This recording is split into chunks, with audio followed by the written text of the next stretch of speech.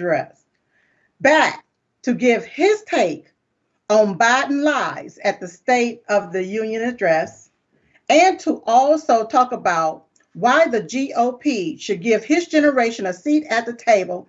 Please welcome back to the show, Brilyn Hollyhand. Brilyn. Hey, Sil, good to see you. Thanks for having me back. Oh, thank you for coming back on the show. I really appreciate you being here with us. Why don't you just give us your take on what you thought about Jim Crow Joe Biden lying to we, the American people? Yes, ma'am. Yes, ma'am. I'm happy to. So I watched the president's speech last night. I didn't expect much out of it. It was Joe Biden, so I didn't think he would do too well. But he had been practicing this thing for a few weeks. I thought, maybe he could do okay.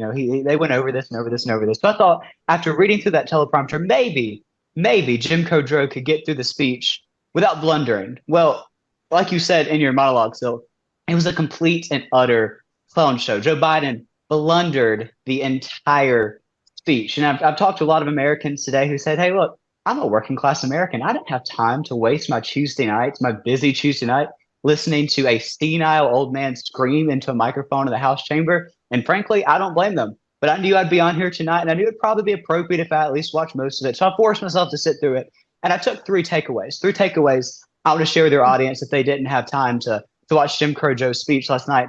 And it's this. It was embarrassing, it was incoherent, and it was out of touch. That is what sums up Joe Biden's first term in office so far, and hopefully we can get him out for a second term. And last night was his chance to really try to better himself in front of the American people. It was embarrassing, it was incoherent, and it was out of touch, Silk, is what it was. Yeah, well, when you talk about it being out of touch, these people are rich, okay? They don't go into the grocery store and purchase food like we, the American people, the average consumer. So when I hear them talk about like everything is going well, have this man been in a store to buy some eggs lately? Have you seen the price? He hasn't, no. Yeah, clearly out of touch. And then to talk about the open borders. Now he make it seem like we got to do something about it, but don't realize he has the power to do something about it. Exactly. And people are being affected by these open borders. They're being affected by it. But so you're absolutely right. He's embarrassing, incoherent, and he is out of touch. Period. So you said it. And so what I want to know from you is, what are the young people? I know what you said the people are saying, but the young people, your generation, what are they saying? Because I understand that young people like to socialize, but they're not fond of this socialism.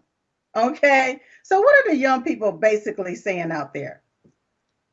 Ma'am, you're exactly right. I travel all over the country. It's the best part of my job, getting to talk to people on the ground in all 50 states. And I know I've done events with you and Diamond all over the country. We've done stuff like that together. So I get to talk to people. And my favorite thing is talking to people in my generation, talking to people. I came to school this morning and everybody was like, Brilyn, I watched some of the speech. It was insane. I mean, people really do realize how crazy this guy is. I don't know if you saw it last night, but Biden did that weird thing where he goes in between screaming in the microphone and then whispering, and then screaming again and then whispering, and then screaming again and then whispering. It was just so weird. It was just, I mean, I'm sitting there with my dad and my mom on my couch last night watching. It's like, what is he doing? Like, it is insane. This guy, he took a whole retreat to Camp David to practice for this thing, but he still blundered the whole speech. It was frankly embarrassing. But like you said, for my generation, it sounds great to be a socialist. They dangle fear and emotions in front of our face. They say, "Oh, look, free thing, free thing, free thing." And the media tells you that my generation is turning to socialism. But still, that's not true. And I'm here to tell you today. I talk to people all over the country, and they realize how crazy Joe Biden is. They realize how crazy cackling Kamala is.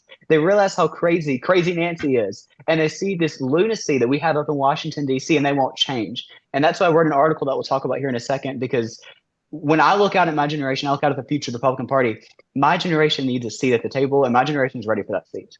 Yeah, I see. I was just about to say that you wrote an article, basically how the GOP must address the elephant in the room. Generation Z is what you said. So why do you think that the GOP don't care about the youth vote? Well, I sat down after the midterms. I waited till after we had the runoff in Georgia. I was going to do some work there. And then I said, look, we've got a problem within the party. Something is wrong here. You had a lot of blame, a lot of fingers being pointed around post-election. Everybody blamed Trump. They blamed weak candidates. They blamed the elections. But nobody actually wanted to sit down and address the real problem. I said, somebody's got to, because it was blatantly obvious to me. So I wrote this article called "It's Time for the GOP to Address the Elephant in the Room." Gen Z, Gen Z's and me. I'm a Generation Z, and I said, "Hey, look, it is time for the Republican Party to give my generation a seat at the table, to actually focus time, effort, money on my generation." I mean, I went on TV the other day on a network like this one, and I said, "Hey, look, the Republican Party is at risk of extinction. It is an endangered species if it does not involve my generation right now." I got blasted on Twitter, Silk, attacked. Oh my goodness, Brilyn Hollyhand is live on TV, fear mongering. Silk, I'm not fear mongering. I'm saying it like it is. I'm calling out the truth, because the American people have to realize what's going on. Like, you call it out every night on this program. You're doing an incredible job at it. But if we do not wake up right now and say, hey, look, we've got a generation. I'll be able to vote in the next presidential election. You've known me since I was 11. I'm 16 now, and I'll be 18 by the next time 2024 rolls around. I'll finally be able to vote. I won't just be tweeting out, angry tweets. I can actually go vote at the ballot box. It is my generation's turn to actually be at the ballot box. So the RNC, the GOP as a whole, needs to be focusing time, effort, and money on my generation. Yeah, I agree. And what are some of the issues that you think or believe that the GOP really need to be addressing with the youth? What are some of those issues?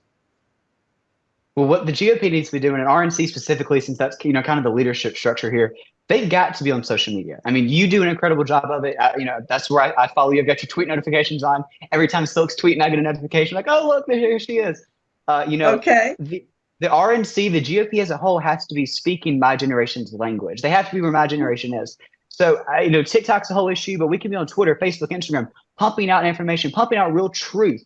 Because my generation, all they see is a little CNN clip on TikTok. They just see the little reel on Instagram. They don't really know what's going on in the country. So it is time for the RNC, the GOP as a whole, to come together and get new blood. We talked about Biden's disastrous speech, but I don't know if you watched Sarah Huckabee Sanders' response last night. It was incredible. Governor Sanders did an incredible job. Phenomenal, absolutely phenomenal. Yeah. It was the best Republican response I've ever seen. She called out the woke, leftist, liberal lies, called out the wokeism in the classroom. She did an incredible job with that. But also what really struck, a chord with me, she painted a parallel between herself and my generation and Joe Biden. She is the youngest governor in America at 40 years old. Right.